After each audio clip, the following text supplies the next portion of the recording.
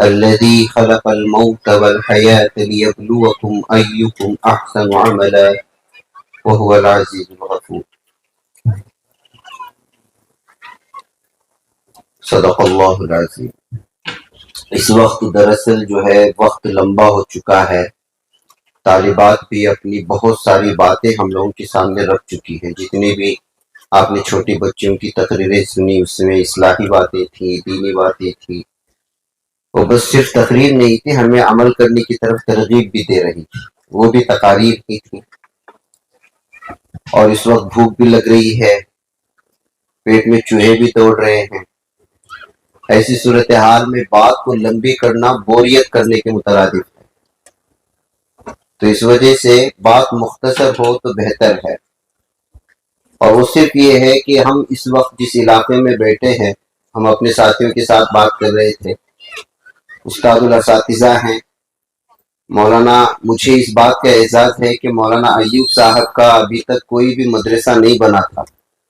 مولانا ہڑیال سے، شموگا سے، ساگر سے، مختلف قریوں سے، یہاں وہاں سے بھٹکل کے ایک مدرسے میں بچوں کو جمع کر رہے تھے اور شرالی نام کے ایک ادارے پر ابھی صرف مدرسے کی بنیاد رکھ رہے تھے. اس وقت مجھے لگتا ہے مولانا کے ہاسٹل کے مدرسے کے 11 طلبہ تھے. اس میں ازبخود میرے والد جسے جا کر کے داخلہ دے وہ میں پہلا طالب علم تھا. اور مجھے اس بات کا اعزاز ہے اور مولانا کے سامنے بار بار میں اس بات کا اظہار کرتا ہوں کہ آپ پکڑ پکڑ کے لا رہے تھے اور میں خود بھاگے آپ کے پاس آ رہا تھا. تو اللہ کا کرم ہے. تو اس وقت مولانا ایوب صاحب کی ظاہر سی بات ہے ہم ہاسٹل میں مولانا کی نگرانی میں بھی رہ چکے ہیں. مجھے ایک واقعہ یاد آتا ہے کہ مولانا جب بھی قریے جاتے تھے گورنمنٹ گاڑی میں، پرائیویٹ گاڑی بھی نہیں پکڑتے تھے مولانا، اس لیے کہ ٹکٹ کا پیسہ زیادہ ہوتا تھا. اور اس موقع پر مولانا کے ہاتھ میں ایک بیگ ہوتی تھی. کون سی معلوم ہوگا آپ لوگوں کو؟ اگر پہلی دفعہ مولانا ہڑیال میں آئے ہیں اور لال ڈبے چینج کر کے آ رہے ہیں، پیدل کہیں سے آ رہے تھے، تو ایک تھیلی ہوتی تھی. اس تھیلی کو لے کر کے آپ اندازہ لگائے آج سے 25-30 سال پہلے مولانا نے جس قریہ جات میں جاتے تھے ان قریہ جات کی کیا حالت ہوتی تھی. ابھی مولانا بول رہے تھے، مجھے اقرار کر رہے تھے کہ مردوں کے مدرسے میں 11 سال 10 سال رہ کر کے جو فرینکلی اس قدر اردو نہیں بول سکتا تھا وہ یہاں کی طالبات بول رہی تھی اور بہترین انداز میں اپنے مافر ضمیر کو ادا کر رہی تھی. اب یہ میں آپ کے سامنے نہ مولانا کی تعریف کرنے کے لیے بیان کیا، نہ مولانا کا تذکرہ، نہ ان طالبات کا. میں آپ کو آپ لوگوں کی اہمیت بتانے کے لیے اس باتوں کا تذکرہ کیا ہوں کہ مولانا کی محنت کا تو اللہ تعالیٰ ثمرہ دیکھا جو کچھ بھی ہوگا. لیکن ہڑیال کی اس دور دراز بستی میں، جس بستی میں جو ہے صرف کھیتی باڑی کے لوگ ہوں اور وہاں پر جہاں پر عام بول چال کنڑا ہی کنڑا ہو، وہاں پر اس قدر دین کا ماحول بنا کر کے 6 طالبات مومنہ کورس پڑھ کر کے عالمہ بن رہی ہوں. اور پھر اس کے بعد کتنی طالبات حافظ ہوئی؟ آپ 24. تو آپ اندازہ لگا سکتے ہیں کہ اللہ تعالیٰ نے آپ کے شہر کو کس طرح اس گاؤں کو قبول کر لیا ہے. تو دراصل یہ پیغام، یہ اجلاس اور یہ ساری محنتیں آپ لوگوں کے سامنے اس لیے دی جاتی ہیں تاکہ آپ اپنے خاندان کے کم سے کم 5 سے 10 طالبات کو تبلیغ کر کر کے، بات کر کر کے لا کر کے اس مدرسے میں ڈالیں. سب لوگ ڈالیں گے. آپ کی بھی بچی کل یہاں کھڑے ہو کر کے بولنے والی بنے. جس بہترین انداز میں تجوید کے ساتھ قرآن کے جو ہے آیتیں آپ لوگوں کے سامنے پڑھ رہی ہیں اور جس طرح سے وہ ساری چیزیں پیش کر رہی ہیں، آپ کے محلے کا کوئی گھر ایسا باقی نہیں رہنا چاہیے جو اس مدرسے سے فارغہ نہ ہو. اگر ایسا ہوا تو پھر چراغ تلے اندھیرا ہوگا. اسی لیے اللہ تعالیٰ نے تبارک الذی بیدہ الملک وہو علی کل شیء قدیر کہتے ہوئے کہ بابرکت ہے وہ ذات جس کے قبضے قدرت میں سارا کچھ ہے. پھر اس کے بعد بتایا کہ دیکھنا جو آیت میں پڑھنے جا رہا ہوں اس پر بول کر کے میں ختم کر دوں گا، اس لیے کہ مولانا کا اصل بیان ہمیں سننا ہے اور مجھے تو آپ سنتے ہی رہتے ہیں، اور اگر سننا چاہتے ہیں تو دن میں 3 مرتبہ سن کر کے بور ہو سکتے ہیں. ہفتے میں میرا تفسیر میرے چینل میں جا کر کے سن سکتے ہیں سیدھی بات میں، لیکن آپ کو مولانا کو اصل میں سننا ہے. لیکن اس کے بعد کی جو آیت ہے وہ میں آپ کو بتانا چاہتا ہوں کہ جو ہے لِيَبْلُوَكُمْ أَيُّكُمْ أَحْسَنُ عَمَلًا. اللہ تعالیٰ نے موت و حیات کو بیا پیدا کیا اس وجہ سے کہ وہ آپ میں سے سب سے اچھا عمل کر کے کون آئے گا میرے پاس۔ اب یہاں دو چیزیں ہیں، مفسرین کی ایک بات میں آپ کے سامنے رکھتا ہوں، اصل میں ہم لوگ پیدا ہوتے ہیں یا پہلا مرتے ہیں؟ مجھے یہ بتائیے آپ لوگ، پہلے پیدا ہوتے ہیں یا مرتے ہیں؟ پیدا ہوتے ہیں نا، لیکن اللہ تعالیٰ تو کہہ رہا ہے کہ میں نے موت کا تذکرہ پہلے کیا، لیبلوکم ایکم احسن عملا سے کہہ رہا ہے کہ جو ہے میں نے موت اور حیات کو بنایا، پہلے موت پھر حیات۔ دراصل ہم ایک بریک ٹائم میں آئے ہوئے ہیں، 70-80 سال کا ایک چھوٹا سا بریک ٹائم ہے۔ بنگلور کے آئی ٹی سیکٹر میں بریک ٹائم صرف 20 منٹ کا ہوتا ہے، اور اس 20 منٹ میں صرف ایک ایک لمحے کے لیے سیلری، اگر اس نے 20 منٹ میں اس کو لاگ آؤٹ ہونا ہے اور پھر جو ہے 20 منٹ ختم ہوتے لاگ ان ہونا ہے، وہ لاگ ان نہیں ہوتا ہے اور اس میں جتنے سیکنڈ ہوتا ہے اتنے سیکنڈ کی سیلری کٹتی ہے۔ یہ ہمارا بریک ٹائم چل رہا ہے، اور اللہ تعالیٰ نے موت کا تذکرہ پہلے اس لیے کیا کہ موت ہی اصل ہے، یہ سب زندگی خالی بیکار میں دکھاوا ہے۔ کیونکہ سب سے پہلے ارواح کو جمع کر کے اللہ تعالیٰ نے تمام حضرت آدم علیہ السلام سے لے کر کے قیامت تک آنے والے ارواح کو جمع کر کے پہلے ہی ہم کو پیدا کر چکا ہے، اور ہم سے وعدہ لے چکا ہے کہ الست بربکم، کیا میں تمہارا رب نہیں ہوں؟ وہ چاہے کافر ہو، یہودی ہو، عیسائی ہو، جس دھرم سے بھی تعلق رکھنے والا کیوں نہ ہو، پیدا ہونے سے پہلے اللہ کے سامنے اس بات کو تسلیم کر چکا ہے کہ ہاں تو ہی میرا رب ہے۔ وہ دنیا میں آنے کے بعد منکر ہو جاتا ہے۔ تو موت بنایا، پھر اس کے بعد کہا کہ حیات، تو میں نے اصل چیز آپ کی موت ہے، یہ حیات جو ہے یہ اصل میں آپ کا ایک بریک ٹائم ہے، یہ 70 سال میں ختم ہو جائے گی، کوئی 30 سال میں چلا جائے گا، کوئی 40 سال میں چلا جائے گا، کوئی بچپن میں چلا جائے گا، کوئی ماں کے پیٹ میں چلا جائے گا، کسی کی کوئی بھروسہ نہیں ہے، چلتے چلتے آدمی نکل جاتا ہے، بیٹھے بیٹھے ختم ہو جاتا ہے، آدمی ہاسپٹل میں لے جا رہے بیچ میں مر گیا، کسی کو بول دیتا ہے ڈاکٹر کہ بھائی اب یہ زندہ بچے گا لیکن مر جاتا ہے، کسی کے بارے میں بولتا ہے کہ اس کے پاس ابھی شارٹ پیریڈ ہے لیکن وہ زندہ بچ جاتا ہے۔ انسان کے ہاتھ میں کچھ بھی نہیں ہے، ڈاکٹروں کے ہاتھ میں کچھ بھی نہیں ہے، موت اور حیات کا ذمہ دار اللہ تعالیٰ ہے۔ اس سے پہلے ہمیں لیبلوکم ایکم احسن عملا، یہ موت و حیات کا جو سسٹم میں نے بنایا ہے، یہ سسٹم جو ہے آپ کے لیے صرف اور صرف آپ میں سے سب سے بہتر عمل کر کے کون آتا ہے، سب سے بہتر عمل کرنے کا طریقہ ہے مدرسے اور مدارس ہے، جس کو اس وقت آپ نے طالبات کے سامنے سنا ہے، ان کی رودات کو آپ نے سنا، انہوں نے جس ڈگر سے گزرے، کس مشکلات سے گزرے۔ اس میں سے ایک باپ ہے اپنے 4 بیٹوں کو چھوڑ کر کے، ایک بچی سنا رہی تھی نا، 4 بچوں کو چھوڑ کر کے دوسری شادی کر کے چلا جاتا ہے، ذمہ داری کون سنبھال رہا ہے؟ چاچا۔ تو مطلب یہ ہوا ہے کہ والدین کا بھی جو سسٹم بنا ہوا ہے، اس کی ذمہ داری اس کے اندر دلی محبت پیدا کر دیتا ہے۔ بصورت دیگر اگر جس کے دل میں محبت نہیں پیدا کرتا تو وہ 4 بچوں کو چھوڑ کے دوسروں کے ساتھ نکل جاتا ہے، لیکن نظام اللہ تعالیٰ بنا کے رکھتا ہے، پھوپھی کی شکل میں، چاچا کی شکل میں، نہیں تو پھر حضرت مولانا مشتاق کی شکل میں، مولانا ایوب صاحب کی شکل میں۔ زندگی تباہ نہیں ہوتی، زندگی رکتی نہیں ہے، وہ اپنی ڈگر پر چلتی رہتی ہے، کوئی رہے نہ رہے، کوئی کسی کی ذمہ داری سنبھالے نہ سنبھالے، وہ چلتی رہتی ہے، وہ پوچھتی رہتی ہے۔ مولانا ایوب صاحب کے سلسلے میں سینکڑوں مدارس ہیں، یا پکچر میں نہیں آتی مولانا، ورنہ تو شاید میرے جہاں تک اندازہ ہے، میں جہاں تک سمجھتا ہوں، لگ بھگ ابھی تک مولانا کے ماتحت میں جتنے یتیم کے مدرسے پڑھ رہے، اسے بنات میں یتیم صرف مدرسے لاکھوں کی تعداد میں پڑھ چکی ہیں، عالمہ بن چکی ہیں، اور سبوں کی ہی کہانی ہے، کسی کے والدین نہیں، کسی کو کوئی چھوڑ کر کے چلے گیا، کوئی کسی، سب کی ہی پریشانی۔ اللہ تعالیٰ کتنا ثواب دیتا ہوگا۔ تو اللہ تعالیٰ اگر کسی سے زندگی کی کوئی نعمت چھین لیتا ہے تو اس کے لیے دوسرے راستے پیدا کر دیتا ہے، لیکن ساری چیزوں کا یہ کہ ان تمام چیزوں کے بدلے پوچھتا کیا ہے، لیبلوکم ایکم احسن عملا، کہ تم میں سے کون سب سے بہتر عمل کر کے میرے پاس آئے گا۔ اور سب سے بہتر عمل دینداری ہے، حقوق العباد کو ادا کرنا ہے۔ نماز پڑھ رہا ہے، جھوٹ بول رہا ہے، فائدہ کیا ہے؟ عالمہ بن گئی، میں طالبات سے بھی اس وقت ان کے والدین بھی، ان کے یہ بھی ہے کہ جو ہے عالمہ بننے کے بعد ان روز پوری ایک عورت پورے گھر کی ذمہ داری سنبھالتی ہے، اپنے جو ہے بچوں کے اس کے جو ہے وہاں سے تربیت شروع ہوتی ہے۔